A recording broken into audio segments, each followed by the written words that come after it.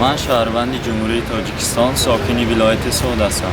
طی چند روز اخیر طریق رسانه‌های خبری معلوممان گشت که در مرز تاجیکستان و قرقیزستان مناقشه‌های سرحدی باز از نو به وقوع پیوستند و این ما را تا یک درجه اندوهگین ساخت، زیرا چطوره که پیشتر بین تاجیکستان و قرقیزستان شرطنامه‌های دوستی به امضا رسیده بودند. موافقی آن شرطنامه‌ها میبایست که خلق تاجیک و قرقیز در مرز همدیگر باید یگان نمودی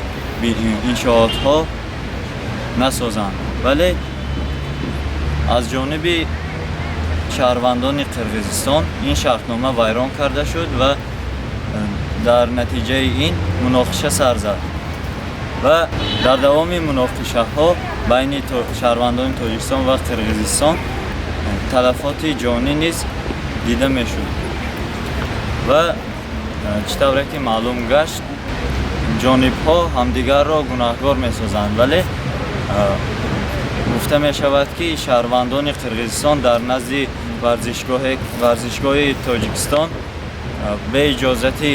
یگان نمود اجازتنامه برای ساختمان مصالح آوردند و شهروندان تاجیکستان از این اظهار نارضایی کردند و در نتیجه همین مناقشه سر زده است. ما همچون شهروند جمهوری تاجیکستان ضد جنگ هستیم و طرفدار صلحیم و از شمایان